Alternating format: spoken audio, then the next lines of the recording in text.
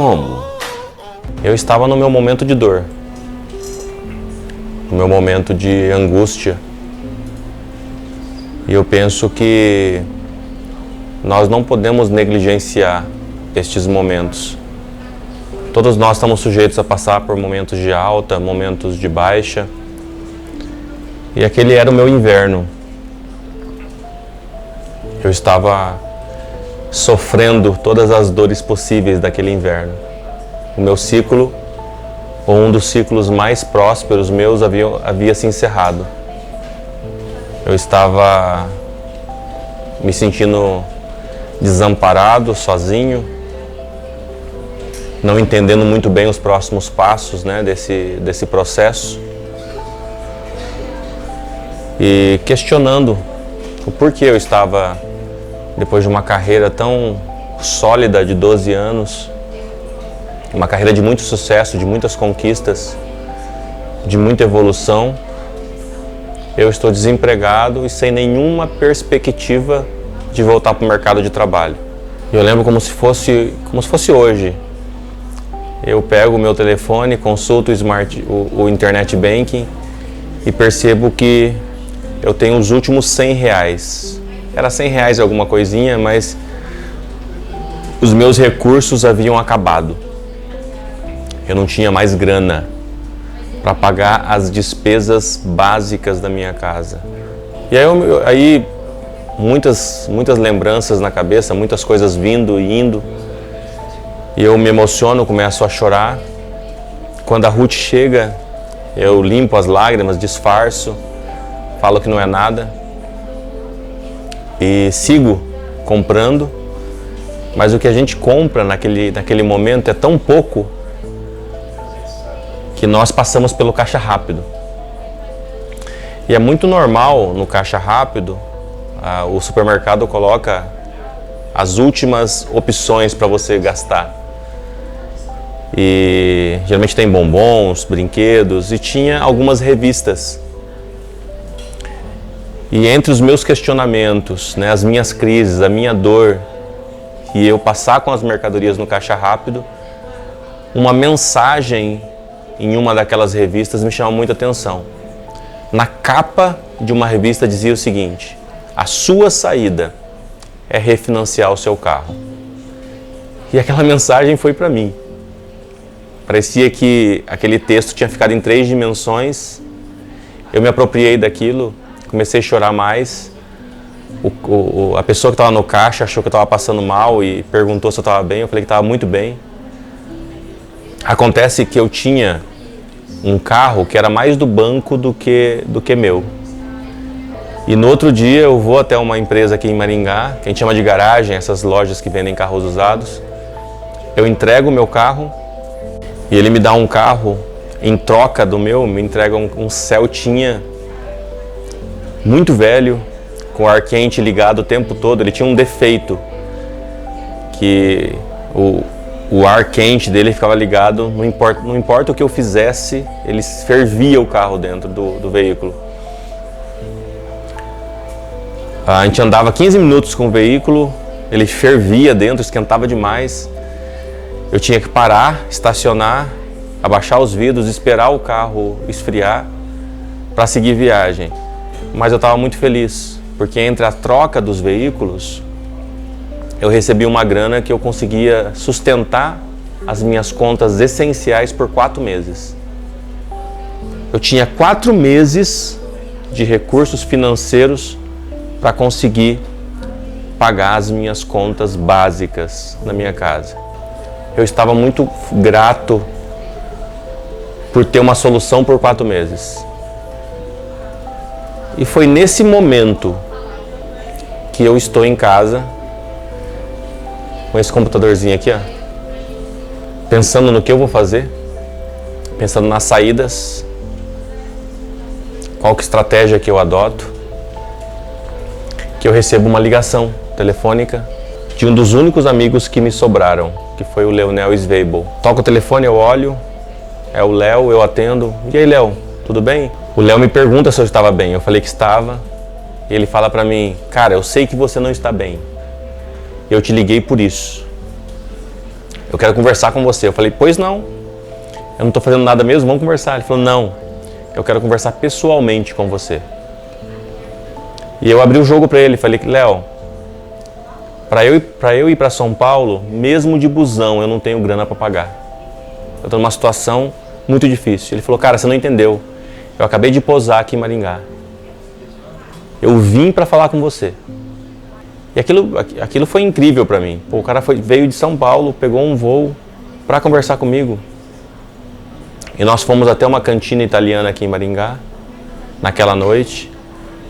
E a missão desse meu amigo era me convencer a abrir um negócio. Eu estava convencido de que eu deveria achar um emprego. Eu estava convencido de que eu deveria voltar para o mercado de trabalho como CLT. Porque eu não tinha recursos financeiros para abrir o meu negócio. Apesar de sempre querer ter tido um negócio, uma empresa, eu estava convencido que eu tinha que achar um emprego. E ele vem para me convencer que eu tinha que abrir uma empresa. Assim que a gente senta na mesa, ele fala para mim, cara, eu vim para falar para você abrir uma empresa. Peraí, velho, meu sonho é abrir um negócio, contudo eu não tenho grana. Como que eu vou abrir uma empresa sem ter os recursos necessários para tal? Ele falou assim, Clemilson, é o seguinte, deixa eu te explicar. Eu estou na Microsoft já há alguns anos, ele era diretor da Microsoft. Ele falou, eu conheço a grande maioria das empresas que vendem software. Clemilson, você passa por cima dos donos de qualquer empresa dessa. Você entende muito. Aquilo que eu sempre falo, quem tem conhecimento manda no mundo. Eu falei, mas Léo, ok, concordo com você que eu posso abrir uma empresa. Só que eu não tenho grana. Eu estou zerado. Os recursos que eu tenho é para pagar as minhas contas de casa e termina em setembro. É 4 meses. Ele falou assim, cara, vai em frente. Tem um exemplo na Argentina que abriu um portal B2B e está funcionando muito bem. E ele continuou insistindo nisso. E todas as vezes que ele falava, eu replicava, mas não dá porque eu não tenho dinheiro. E aí ele toma uma das atitudes que só um amigo de verdade poderia tomar. Ele fala para mim, Clemilson, eu não tenho muito, mas todo o recurso que eu tenho guardado e da minha esposa, eu dou para você abrir um negócio, que eu acredito em você. E aí entra o Clemilson orgulhoso, que não aceita dinheiro de ninguém. Naquela hora, a minha ficha caiu. E eu falei, não quero um centavo seu. Mas se você acredita em mim, quem sou eu para não acreditar?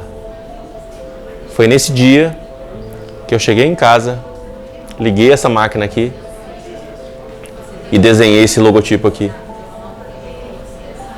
Nesse dia nasceu a Bysoft no meu coração.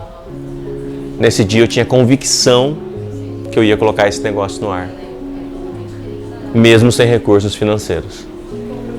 E aí começa a loucura do projeto Bysoft.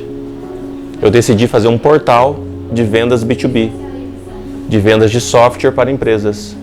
Eu desenvolvi em .NET, eu não conhecia .NET, então eu estudava .NET de madrugada, implementava durante o dia, corria entre receitas estaduais, federais, que eu precisava da minha inscrição estadual, eu precisava da minha inscrição municipal,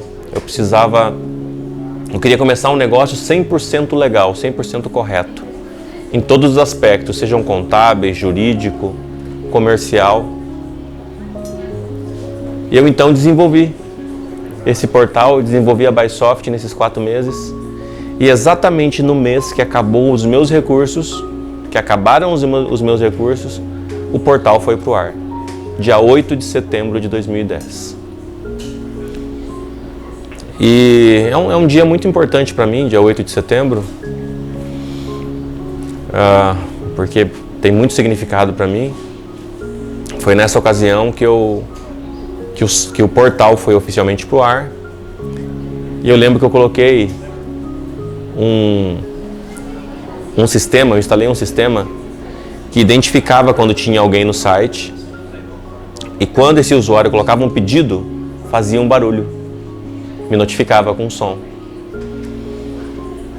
Quando eu coloquei o site no ar, e eu percebi que meu trabalho tinha acabado, todos os testes tinham sido feitos, estava efetivamente no ar, eu então abri o YouTube e coloquei uma música do Chris Tomlin chamada Indescribable para ter um momento de agradecimento ao universo, a tudo, por aquela conquista de colocar o site no ar, mesmo continuava sem dinheiro, continuava sem recursos, continuava sem perspectivas, mas aquele projeto tinha sido terminado. De alguma forma eu sabia que algo grande tinha acontecido. Eu comecei a escutar a música do Chris Tomlin, Indescribable, comecei a chorar, comecei a me emocionar. Enquanto isso acontecia, eu ouvi o barulho do pedido. Inacreditavelmente, sem propaganda, o site tinha acabado de entrar no ar, entrou o primeiro pedido de R$350, de 2 Offices da Microsoft. Eu tenho a foto. Na foto da mesa tem uma caixinha com os 2 Offices. Meu primeiro pedido entrou naquele momento. Eu não acreditava que aquilo estava acontecendo. Eu liguei para tudo quanto é pessoa da minha família, dizendo, eu sabia que ia dar certo. O primeiro pedido entrou. R$350? Tão pequeno, tão pouco. Tem um trecho na Bíblia que fala sobre um momento de sequidão, de muita seca, sem chuva, que se passou naquela história, e o profeta começa a orar, pedindo chuva. E quando ele está orando pedindo chuva, ele visualiza uma nuvem bem pequenininha, do tamanho da mão de um homem. Ele olha aqui e ele fala assim, vai vir uma grande tempestade. Eu acredito que vai começar a chover muito forte. E esse pedido meu de R$350 foi minha nuvem pequena do tamanho da mão de um homem. Eu sabia que viria uma grande tempestade. Um ano depois, nós estávamos passando de R$1 milhão de faturamento. Depois desse pedido de R$350. Foi assim que tudo começou. Assim surgiu a Bysoft. As conquistas que nós tivemos é fruto de um trabalho conjunto, né? De um trabalho da equipe, de um trabalho do time. Uma empresa é como um time. Tem lá os atacantes, tem os centroavantes, tem o zagueiro, tem o meia, tem o goleiro, tem o pessoal que fica na reserva, tem o fisioterapeuta, o médico, tem todo mundo. O resultado de um jogo, de um campeonato, ele é fruto, né, de uma ação coordenada, de uma ação conjunta. Isso significa que é fruto das nossas próprias mãos. O sucesso ele é resultado do nosso esforço, do nosso projeto, do planejamento de fazer acontecer.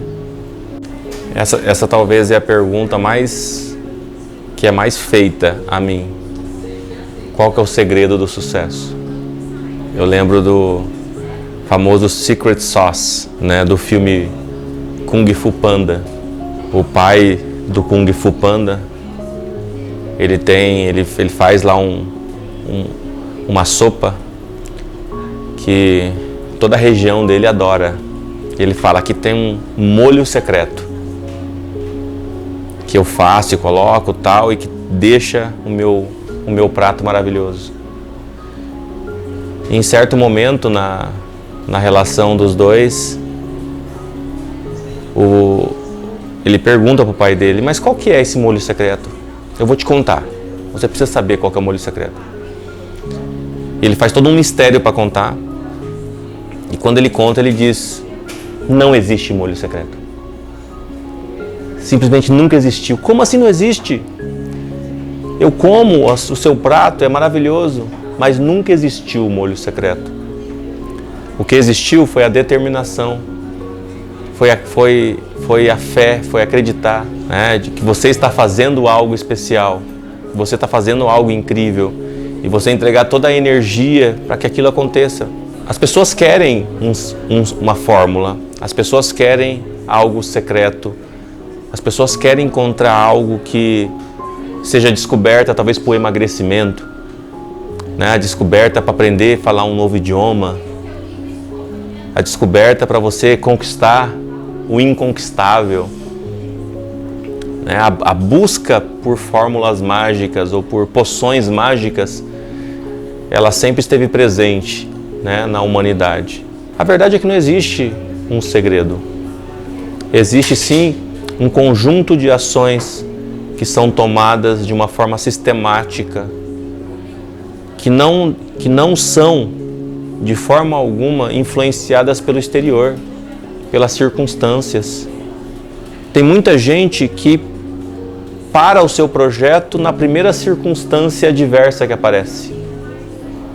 No primeiro dólar que sobe, no primeiro inverno que chega, no primeiro prejuízo que toma, os seus projetos são totalmente transformados. Mas o projeto de verdade, aquele que você conquista e levanta o troféu, é aquele que nenhum tipo de circunstância é capaz de parar. Os imparáveis são aqueles que conquistam. Quando se acredita que tudo é possível, se descobre alguém que vence a energia do impossível. I'm a man on a mission. I'm a man on a mission. I don't need no permission. I'm a man on a mission. Take it up now, take it up. I ain't waiting and wishing. Take it up now, take it up. Oh, I got that ambition. Take it up now, take it up. Esse é o segredo do sucesso.